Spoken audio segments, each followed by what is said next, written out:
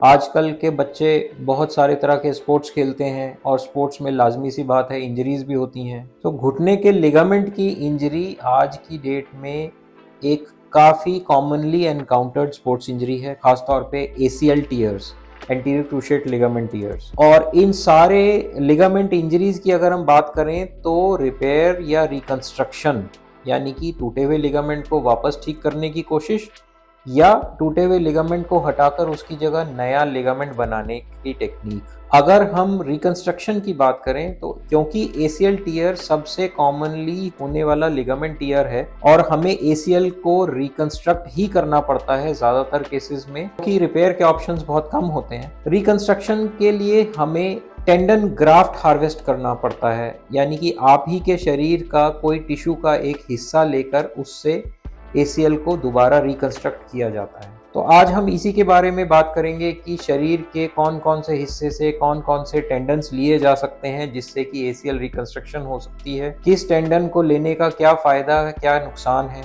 अगर एक 18 साल का 19 साल का यंग एथलीट है, फुटबॉल प्लेयर है जिसको बहुत लंबा खेलना है, तो उसमें कौन सा ग्राफ्ट ऑप्शन बेहतर है। अगर एक सीडेंट्री लाइफस्टाइल जिसको कुर्सी पे बैठकर काम करना है, उसमें कौन सा अच्छा ग्राफ्ट ऑप्शन है। दोस्तों, मैं हूं डॉक्टर अभिषेक बंसल और मैं एक सर्टिफाइड ऑर्थोपेडिक जॉइंट रिप्लेसमेंट और आर्थोस्कोपी सर्जन हूं। दोस्तों, अगर मैं आज से 30-40 साल पहले की बात करूं तो एक जो सबसे कॉमनली हार्वेस्टेड ग्राफ्ट था एसीएल के लिए, उसको बोलते थे bone patellar tendon bone graft, यानी कि घुटने के आगे से जो ये टोपी है, नी कैप, यहाँ से लेके और टिबियल ट्यूबरोसिटी, इसके बीच में दोनों तरफ से हड्डी का एक टुकड़ा और साथ का एक टेंडन। दरअसल ये ग्राफ्ट आज भी गोल्ड स्टैंडर्ड ग्राफ्ट है, लेकिन इस ग्राफ्ट के साथ कुछ समस्याएं थी जिसकी वजह से ऑल्टरनेटिव ग्राफ्ट ऑप्शंस पे जाया जाता था। और सबसे बड़ी समस्या थी एंटीरियर नी पेन, यानी ऐसा पाया जाता है कि जब बीपीटीवी ग्राफ्ट लिया जाता है तो घुटने टेक के नीचे ज़मीन पे बैठने में दर्द होता है। दूसरा एक प्रॉब्लम थी कि इस ग्राफ्ट की लेंथ फिक्स्ड होती थी, हमारे हाथ में नहीं था कि कितना लंबा या छोटा निकलेगा ग्राफ्ट। अगर ग्राफ्ट छोटा निकलता था तो कई बार बोन के अंदर होल्ड कम होती थी और अगर लंबा निकलता था तो एसीएल ढीला रह जाता था। एक और समस्या कि पटेला जो नी कैप होती है, जब हम उससे बोन का टुकड़ा लेते थे तो कई बार ऐसा देखा गया कि रेयरली पटेला में फ्रैक्चर भी हो जाता था। तो इस प्रॉब्लम को सॉल्व करने के लिए जो दूसरा ग्राफ्ट ऑप्शन या दूसरा टेंडन ऑप्शन था वो है हैमस्ट्रिंग मसल्स का। घुटने, जी दोस्तों, घुटने के अंदर यहाँ पर हैमस्ट्रिंग मसल्स का अटैचमेंट होता है। दरअसल उस हैमस्ट्रिंग मसल्स के टेंडन्स, दो या एक टेंडन को लेकर, जिसको हैमस्ट्रिंग टेंडन बोलते हैं, उनसे एसीएल का ग्राफ्ट प्रिपेयर किया जाता है। दो टेंडन की ज़रूरत पड़ेगी या एक टेंडन की ज़रूरत पड़ेगी, इस चीज़ पे डिपेंड करता है कि हम एसीएल किस टेक्निक से रिकंस्ट्रक्ट कर रहे हैं। आज की modern day all inside techniques पे एक ही टेंडन से सफिशिएंट ग्राफ्ट थिकनेस मिल जाती है जिससे कि हमें दूसरे टेंडन को छेड़ना नहीं पड़ता और उससे फास्टर रिकवरी होती है। स्पेशली वो लोग जो हाई एंड एथलीट्स हैं, उनमें एक टेंडन बचाना भी अपने आप में काफ़ी फ़ायदेमंद होता है। मान लीजिए किसी का हैमस्ट्रिंग टेंडन का ग्राफ्ट लिया, एसीएल रिकंस्ट्रक्ट किया और रीटियर हो गया, तो क्या ऑप्शंस हैं ग्राफ्ट लेने के। उस कंडीशन में 2-3 ऑप्शंस, ऑल्टरनेट ऑप्शंस जो ग्राफ्ट हार्वेस्टिंग के हैं वो हैं, या तो दूसरे घुटने से हैमस्ट्रिंग ग्राफ्ट लिया जाए, जो कि ज़्यादातर एक्टिव इंडिविजुअल्स में अवॉइड किया जाता है। दूसरा ऑप्शन है पेरोनियस लॉन्गस का ग्राफ्ट, यानी एंकल के पास नीचे की तरफ एक मसल होती है, एक टेंडन होता है जिसको पेरोनियस लॉन्गस कहा जाता है।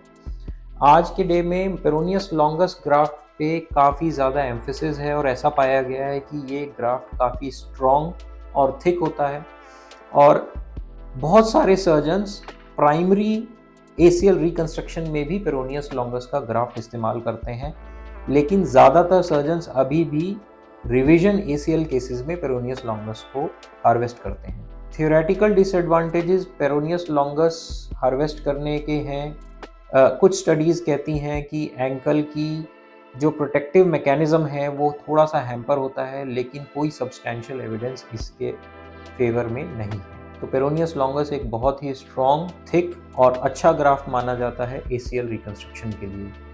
ना सिर्फ ACL, peroneus longus graft PCL reconstruction में भी काफ़ी यूज़ होता है। एक और मॉडर्न डे ऑप्शन है क्वाड्रिसेप्स टेंडन ग्राफ्ट। जी दोस्तों, क्वाड्रिसेप्स मसल दरअसल हमारी थाई की मसल होती है जो इस नी कैप पे अटैच होती है।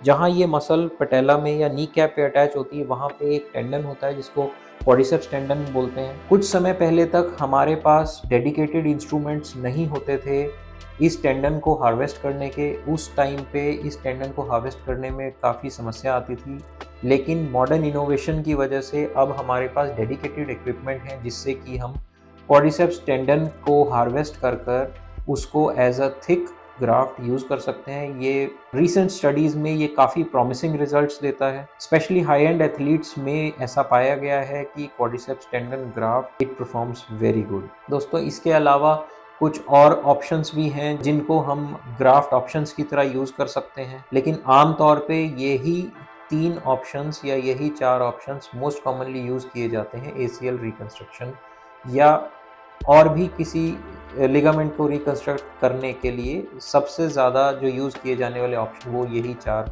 ऑप्शंस हैं। अब आप या आपका कोई दोस्त एसीएल रिकंस्ट्रक्शन कराना चाहता है और उससे रिलेटेड ग्राफ्ट हार्वेस्ट ऑप्शंस के लिए कुछ डिस्कशन करना चाहता है, तो आप हमें दिए गए नंबर पर अपने एमआरआईज़, एक्स-रेज़ या रिटन रिपोर्ट्स भेजकर ओपिनियन ले सकते हैं। Bono Scare. Let's move.